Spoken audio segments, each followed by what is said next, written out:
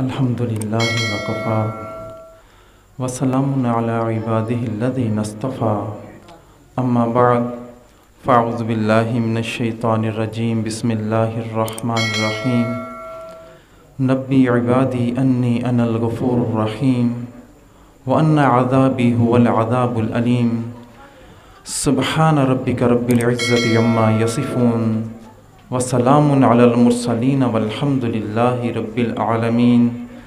अल्लाहुम्मा सल्लि अला सय्यिदिना मुहम्मदिन व अला आलि सय्यिदिना मुहम्मदिन व बारिक वसल्लिम।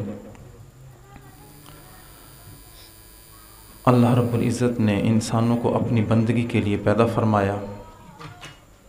बंदगी कहते हैं अल्लाह ताला की इबादत और रसूलुल्लाह सल्लल्लाहु अलैहि वसल्लम की इताअत को, और जो काम अल्लाह और उसके रसूल के हुक्मों के ख़िलाफ़ हो वो गुनाह कहलाते हैं।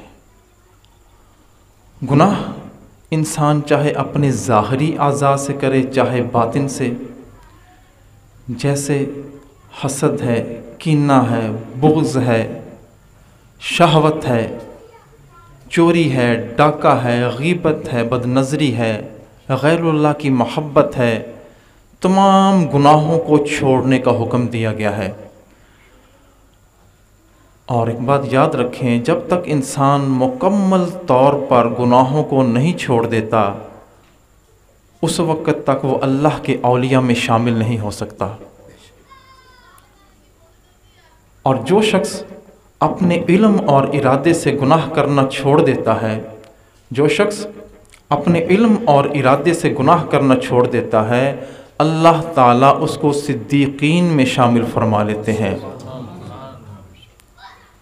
और दूसरा इनाम, जो इंसान, हमारे हज़रत फरमाते हैं कि जो इंसान अपने इल्म और इरादे से गुनाह करना छोड़ देता है, अल्लाह ताला उस बंदे के उठे हुए हाथों को खाली रद्द करना छोड़ देता है। गुनाह क्या है? गुनाह की इब्तदा मकड़ी के जाले की तरह कमज़ोर होती है, लेकिन इसका अंजाम जहाज़ के लंगर की तरह मज़बूत होता है।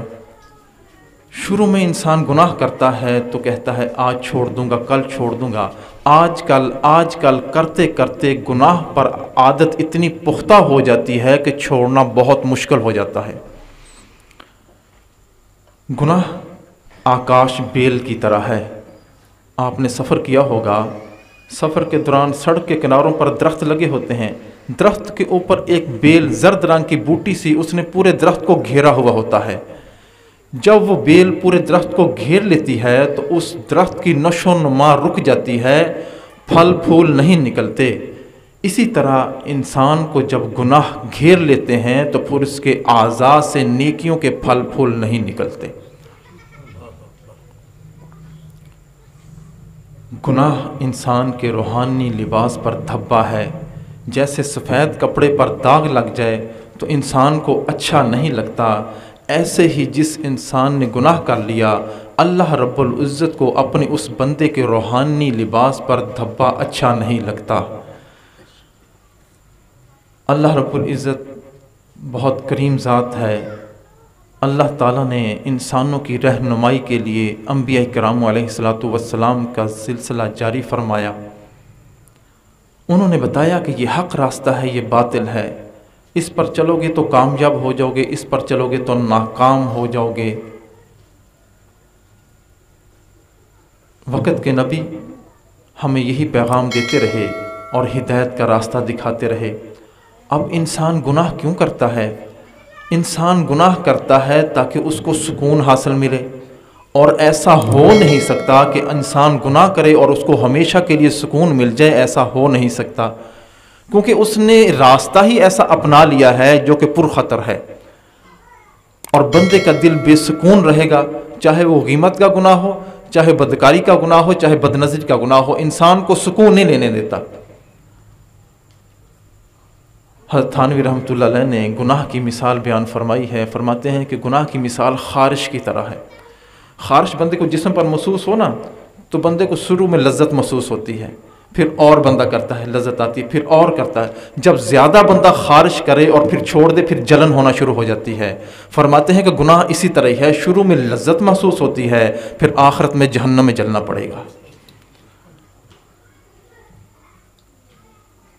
اللہ تعالیٰ بہت کریم ہے، کرم والا ہے۔ اللہ تعالیٰ نے قرآن میں ارشاد فرمایا وَرَحْمَتِ وَسِعَتْ كُلَّ شَيْءٍ، میری رحمت نے ہر چیز کو گھیرا ہوا ہے۔ تو انسانوں کو چاہیے اللہ کی رحمت سے فائدہ اٹھا لیں، اللہ تعالیٰ کی کریمی سے فائدہ اٹھا لیں۔ اللہ تعالیٰ کی کیا کریمی ہے، اللہ تعالیٰ کی رحمت کے 100 حصے ہیں، 100 حصے ہیں، ان میں سے ایک حصہ اللہ تعالیٰ نے پوری مخلوق کے اندر تقسیم کر لیا ہے۔ اسی ایک نسبت، ایک حصے کی وجہ سے ماں اپنے بچے سے محبت کرتی ہے، بکری اپنے بچے سے محبت کرتی ہے، مرغی اپنے چوزے سے محبت کرتی ہے۔ اور آپ دیکھیں مرغی ویسے تو بلی سے ڈرتی ہے، لیکن اگر بلی اس کے بچے پر حملہ آور ہو جائے تو مرغی آگے سینہ تان کے کھڑی ہو جاتی ہے، اپنی جان کی بھی پرواہ نہیں کرتی۔ یہ وہ اس ایک رحمت کا نتیجہ ہے، اور اللہ تعالیٰ نے اپنی 99 رحمتیں قیامت والے دن کے لیے سنبھال رکھی ہیں۔ اللہ تعالیٰ ان کا ظہور قیامت کے دن فرمائیں گے، اپنے بندوں کو جہنم سے نکال کر جنت میں داخل فرمائیں گے، جنت میں داخل فرمائیں گے۔ حضرت شیخ عبد القادر جیلانی رحمۃ اللہ علیہ ایک جگہ درس قرآن دیا کرتے تھے، 18 سال تک اللہ تعالیٰ کی رحمتوں کے تذکرے کرتے رہے۔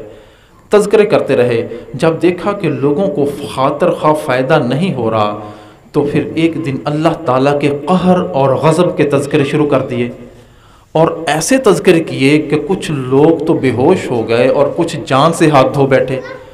اللہ تعالیٰ نے الہام فرمایا عبد القادر آپ نے لوگوں کو مجھ سے اتنا ڈرایا کہ وہ ہاتھ سے جان دھو بیٹھے۔ تو عرض کیا یا اللہ میں 18 سال تک آپ کی رحمت کے تذکرے کرتا رہا، جب میں نے دیکھا کہ ان کو فائدہ نہیں ہو رہا تو میں نے سوچا کہ تصویر کا دوسرا رخ بھی دکھا دوں۔ تو اللہ تعالیٰ نے فرمایا عبد القادر کیا 18 سال کے اندر میری رحمتیں ختم ہو گئی تھی جو آپ نے میرے قہر اور غضب کے تذکرے شروع کر دیے؟ وَرَحْمَتِ وَسِعَتْ كُلَّ شَيْءٍ، میری رحمت ہر چیز سے وسیع ہے۔ اللہ تعالیٰ نے قرآن کریم میں اپنے گناہ گار بندوں کو خطاب فرمایا ہے، اور کتنا پیارا خطاب ہے، نبی عبادی انی انا الغفور الرحیم، میرے بندوں کو بتلا دو میں بہت بخشنے والا ہوں، بڑا رحم کرنے والا ہوں۔ اب اس کلام کے اندر ایک عجیب حسن ہے، اللہ تعالیٰ خطاب فرما رہے ہیں اپنے بندوں کو، اور ناراض ہو گئے ہیں جو بندے گناہ گار ہیں۔ اگر باپ بیٹے سے ناراض ہو جائے تو اس سے اپنی نسبت بھی ختم کر لیتا ہے، اپنی بیوی سے کہتا ہے اس سے کہو گھر سے باہر نکل جائے، اس کے لیے اس گھر کے اندر کوئی جگہ نہیں ہے، خود اس سے کلام نہیں کرتا۔ لیکن قربان جائیں اللہ رب العزت پر کہ اللہ تعالیٰ اپنے گناہ گار بندوں سے خطاب فرما رہے ہیں، اور فرما رہے ہیں نبی عبادی، میرے بندوں سے کہہ دو۔ یہ میرے ہے نا، اس کے اندر بڑا عجیب مزہ ہے۔ اللہ تعالیٰ فرماتے ہیں کہ بندے تو تم میرے ہی ہو، وقتی طور پر تمہیں نفس نے بہکا دیا ہے، شیطان نے تمہیں بھٹکا دیا ہے، لیکن بندے تو تم میرے ہی ہو، ایک نہ ایک دن تمہیں میرے ہی دربار میں آنا پڑے گا۔ نبی عبادی انی انا الغفور الرحیم، اگر تم میری رحمت سے فائدہ اٹھا لو گے تو پھر ٹھیک ہے، وگرنہ وان عذابی هو العذاب العلیم، ورنہ میرا عذاب بڑا دردناک عذاب ہے۔